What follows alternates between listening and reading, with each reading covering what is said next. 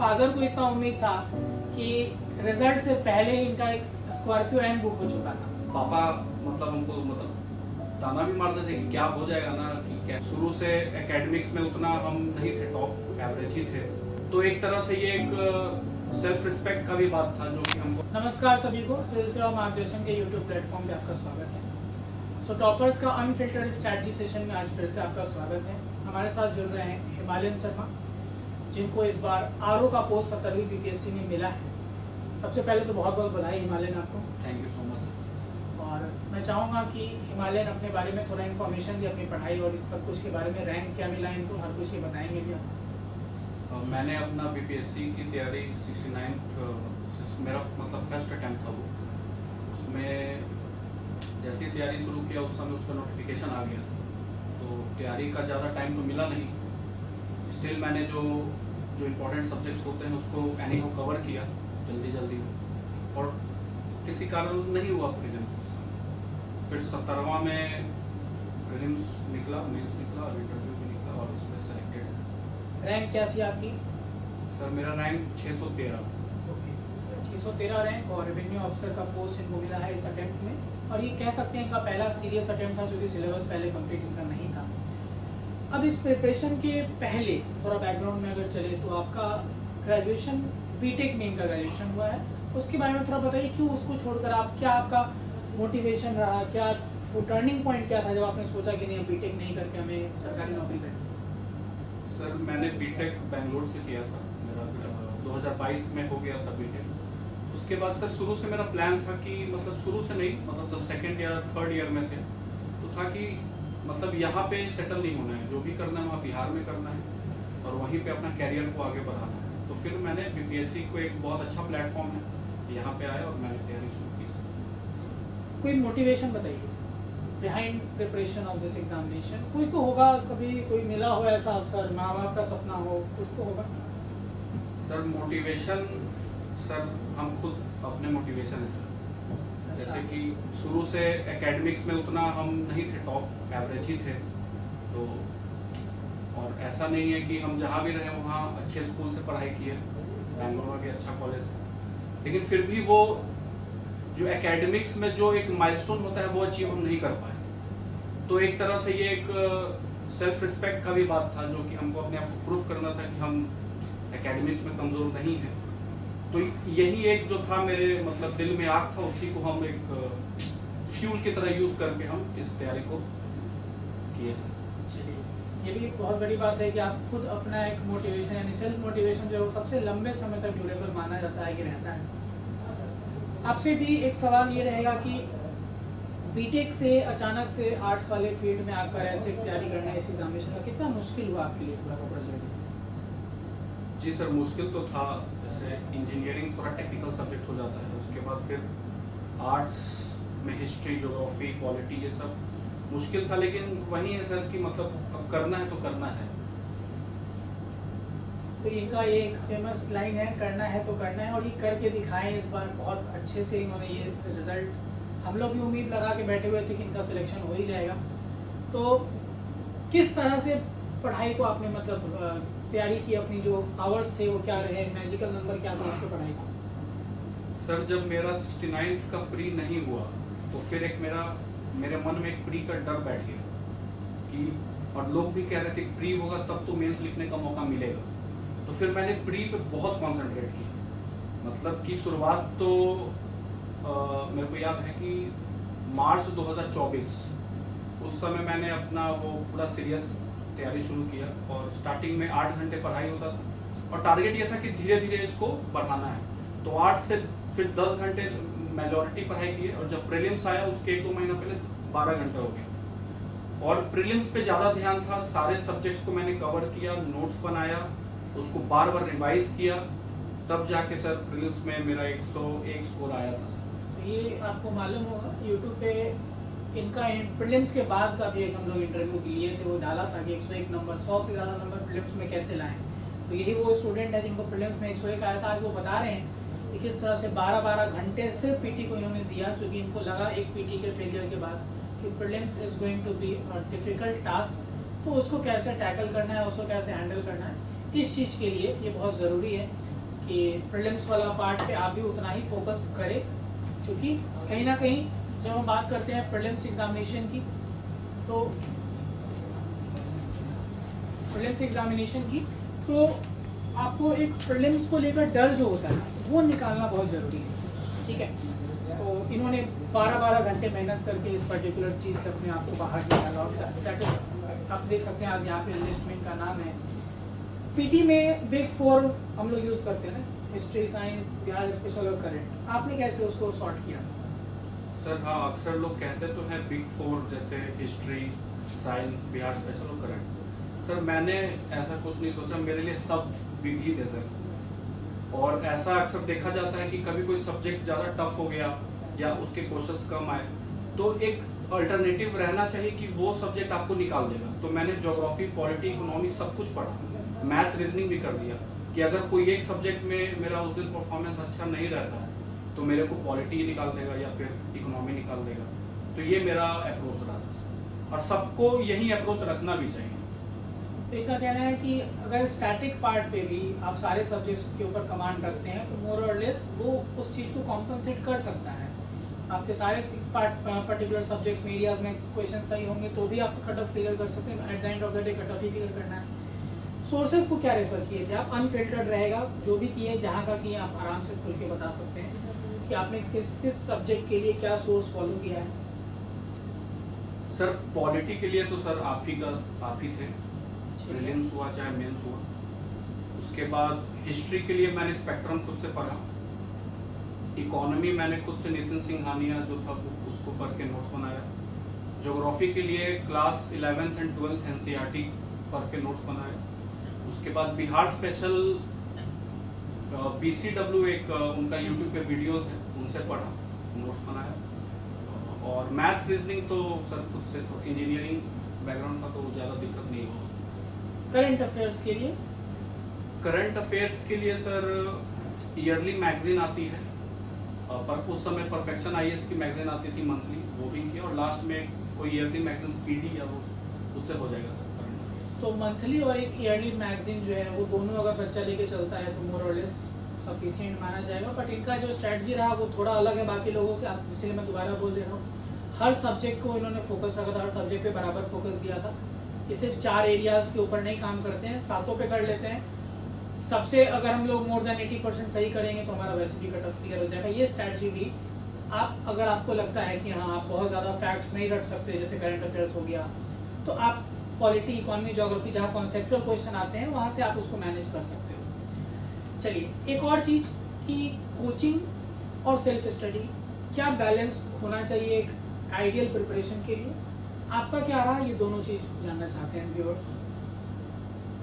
Sir no doubt self study तो बहुत ज़रूरी है क्योंकि वो एक फाउंडेशन होता है, लेकिन साथ में आप एक गाइडेंस भी ज़रूरी है जो कि आप मेंटरशिप से या किसी कोचिंग से जुड़ने के बाद ही ले सकते हैं, क्योंकि जो एक्सपीरियंस उन्हें है उन्हीं के वजह से फिर आप उस रास्ते पे चलते हैं जो बताते हैं और जो वो रास्ता आपको सफल बनाता है। तो सेल्फ स्टडी करना है, लेकिन साथ में कोई गाइड, कोई मेंटर या फिर किसी कोचिंग के साथ जुड़े रहना भी जरूरी है सर, तभी होता है। तो दोनों का एक बैलेंस। अगेन सेम चीज़, मान लीजिए 3-4 घंटे कोई गाइडेंस या कोई कोचिंग आपको पढ़ा रहा है तो वो बाकी का 8-10 घंटा आपका जो सेल्फ स्टडी है वही उसको रिजल्ट में कन्वर्ट करता है। तो दोनों का अपना अपना एक रोल है, और इनके भी सिलेक्शन में ये दोनों ही जगह से रोल आप देखे होंगे। इनका भी सेल्फ स्टडी रहा इतने समय तक। अटेम्प्ट्स को लेकर कितने अटेम्प्ट आपने किए थे पीटी में? 101 आपका आया है चूँकि स्कोर, और कितना एक आइडियल अटेम्प्ट होना चाहिए? अभी ई ऑप्शन आ गया तो बच्चा कैसे उसको हैंडल करे? सर ई ऑप्शन आने के बाद तो मतलब सब क्वेश्चंस को आपको कलर करना ही पड़ेगा, लेकिन अटेम्प्ट की बात है तो depending upon the level of question आप 135 से 145 तक अटेम्प्ट कर सकते हैं। अगर एवरेज देखें तो 140 कर लीजिए वो एक, और मैंने एक 142 या 143 अटेम्प्ट किया 70 में।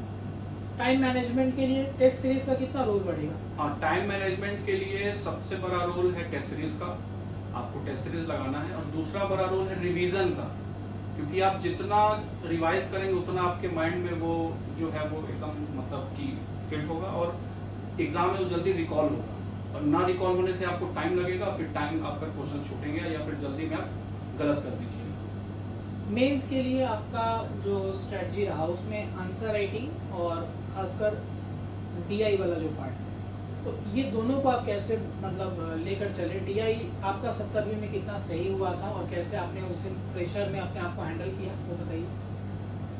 70वां मेंस में डीआई सब थोड़ा सा टफ तो था, लेंदी भी था, और मुझे 52 मिनट लगे थे बनाने में, जो कि मेरा टारगेट था कि 45 मिनट में बन जाना चाहिए। और मेरे 2 डीआई गलत थे सर, वो थोड़ा सा स्पेस कॉन्स्टेंट्स की वजह से थोड़ा गलत हो गया डीआई। और अगर स्टैटिक जीएस की बात करें तो मोस्टली पीवाईक्यू बेस्ड रहता है मेंस, और मैंने तो प्री के रिजल्ट के बाद मेंस का नोट्स बनाना शुरू किया था। मेंस तो तैयारी था नहीं मेरा, तो जीएस तो आराम से हो गया। हिस्ट्री पीवाईक्यू बेस्ड रहता है, तो उसके नोट्स बनाए, और जैसे कोई टॉपिक हम लोग पढ़ते हैं पढ़े, और फिर उसके बाद 20 मिनट का टाइम लगा के उसका आंसर लिखें। पॉलिटी के लिए सर आपका नोट्स था, आपके गाइडेंस में वो पॉलिटी। और ऐसे के लिए सर बीसीडब्ल्यू का एक कोर्स था, उनका ऐसे मैंने रेफर किया। तो ये एक चीज़ बताइए कि आपने जब मेंस पीटी के बाद शुरू किया, यहाँ पे एक बहुत ज़रूरी चीज़ है उन सारे व्यूअर्स के लिए जो रैंडमली एग्जामिनेशन में अपीयर हुए और पीटी निकल गया, आप भी सिलेक्शन उसी साल ले सकते हैं। ये भी एक एग्जाम्पल यहाँ पर इनके द्वारा हम देख सकते हैं कि इनको पीटी के बाद इन्होंने मेंस का नोट्स बनाना शुरू किया। और I have been throughout the journey, तो मुझे भी मालूम है कि यहाँ कोई झूठ नहीं है। पीटी के बाद ही मेंस की क्लासेस में जब ये आना शुरू किए क्लासेस में, और साथ साथ वो नोट्स बनाना, उस टाइम पर इन्होंने शुरू किया मेंस का नोट्स बनाना, और फिर वहाँ से सिलेक्शन ले लेना। ये एक बहुत बड़ी चीज़ है। तो आपको भी बस ये मालूम होना चाहिए कि हाँ, आप रिसर्च कर रहे हैं कि मेंस में क्वेश्चन जो है वो ज़्यादातर पीवाईक्यू बेस्ड रहते हैं। क्वालिटी ही एक लार्ज चंक है, लेकिन क्वेश्चन ऐसा नहीं है कि हैफाज़ार्ड मैनर में आ रहा है। एक रिसर्च करने के बाद आप इसको कर सकते हैं। तो पीटी के बाद भी 3 महीने समय कम नहीं होता है। आंसर राइटिंग आपने कितना किया? सर आंसर राइटिंग जैसे कि हम 10 घंटे पढ़ते थे, तो 5 घंटा रिवीजन और 5 घंटा आंसर राइटिंग। तो 5 घंटे आंसर राइटिंग डेली इन्होंने किया है, टेस्ट सीरीज दिया है, तो वो लिखने से डिसिप्लिन आना, और दूसरा कि आपका स्पीड जो है वो बहुत मैटर करता है इस एग्जामिनेशन में, और वो स्पीड इन्होंने वो अचीव किया था। बहुत सारे टेस्ट सीरीज कितने, लगभग अगर मैं पूछूं एक नंबर में, कितने आंसर्स आप लिखे होंगे, आपको अगर रफली आइडिया कोई हो? आइडिया तो नहीं सर, बहुत लिखे थे सर, मतलब 3-4 रोज आप 3-4 घंटे 5 घंटे लिख रहे हैं? लिखते थे। ऐसे भी उतना ही लिखा है? ऐसे वीक में 2 ऐसे लिखते थे, हफ्ते में 2 ऐसे भी ये लिखते थे। और मेंस का आंसर राइटिंग लगभग रोज किए हैं 4-5 घंटे। लास्ट स्टेज पे आते हैं इंटरव्यू। इंटरव्यू में किस तरह से आप अपने आप को वहाँ पर काम कंपोज रखे, और आपके इंटरव्यू का कुछ इंपॉर्टेंट अगर आपको लगता हो कुछ आप शेयर करना चाहते हो तो? सर मेरे हिसाब से तो मेरा इंटरव्यू अच्छा गया था। टिकटिंग मैम का बोर्ड था मेरा, क्वेश्चंस भी बहुत मतलब डुएबल थे, इजी थे।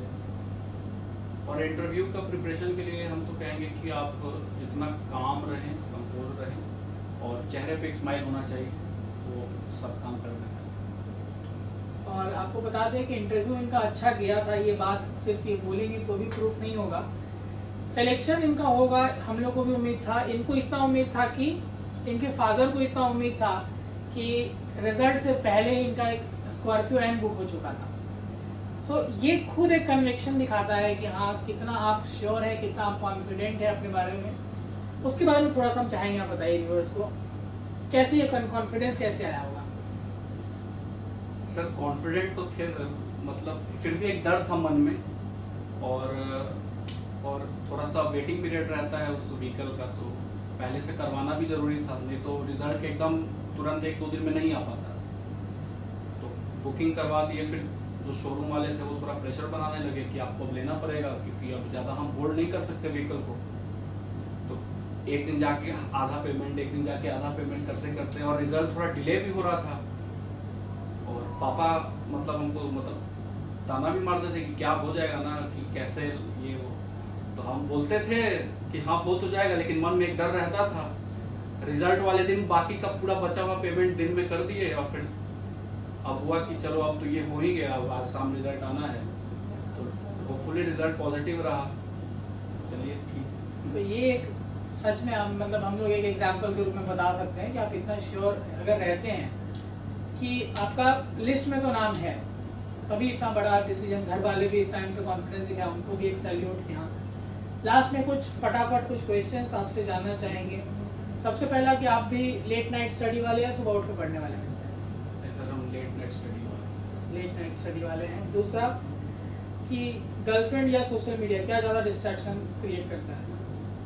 सर गर्लफ्रेंड का तो अनुभव नहीं है, सोशल मीडिया हम यूज़ करते थे सर। क्या रहा है वॉच टाइम आपका?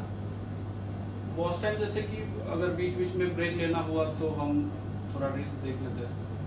वैसे हाँ कंट्रोल था मेरे पे, हमको ऐसा नहीं था कि हम बह गए हवा में, ऐसा नहीं था। तो आप पे कंट्रोल रहा है उस टाइम पे? जी। लास्ट क्वेश्चन आपके लिए ये रहेगा कि मतलब हम चाहेंगे आप एक मैसेज दीजिए। दो तरह के हमारे व्यूअर्स हैं, एक तो रिपीटर्स होंगे, दूसरा फ्रेश एस्पिरेंट्स होंगे जो अभी सपना ही देख रहे हैं, 12th पास होंगे, ग्रेजुएशन में भी इनरोल कर रहे होंगे। दोनों तरह के बच्चों के लिए क्या आपका एक सजेशन होगा कि वो किस तरह से तैयारी अपनी करें और सिलेक्शन ताकि उनको मिल जाए? फ्रेशर्स को तो हम कहेंगे कि आप ज़रूर इसकी तैयारी शुरू कीजिए। अगर आपको अगर पैशन है कि हमको बिहार को सर्व करना है तो बहुत अच्छा है, हो सकता है। अगर आप में एक मतलब 2 साल अगर टाइम दे अच्छे से अपने आप को तो ज़रूर हो जाएगा। और जो रिपीटर्स है जिनका मतलब इस बार नहीं हुआ, हम मतलब 1% भी हम ये नहीं मानते कि वो नहीं थे डिजर्विंग, बस उनका दिन नहीं था और गॉड्स प्लान ये है कि उनको और इससे बेटर ही मिलेगा। तो यही मैसेज है। और एक लाइन है जो हम अक्सर अपने आप को समझाए हुए हैं और आपको भी समझाना चाहते हैं कि अगर आपका वाई क्लियर है तो आपको हाउ परेशान नहीं करेगा। वो हाउ कैसे होगा ये दिक्कत नहीं देगा, आपका वाई अगर क्लियर है तो वो हो ही जाएगा। तो ये एक बहुत इम्पॉर्टेंट चीज़ है, मैं फिर एम्फेसाइज कर रहा हूँ। वाई क्यों करना है, क्यों बनना है, क्यों निकालना है, अगर ये आपको क्लियर है तो कैसे निकलेगा इसका रास्ता आपको आराम से दिखता चला जाएगा।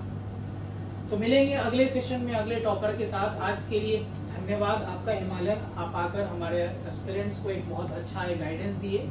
इसी तरह के अनफिल्टर्ड और स्ट्रैटेजी के साथ हम जुड़ेंगे अगले वीडियो में। धन्यवाद।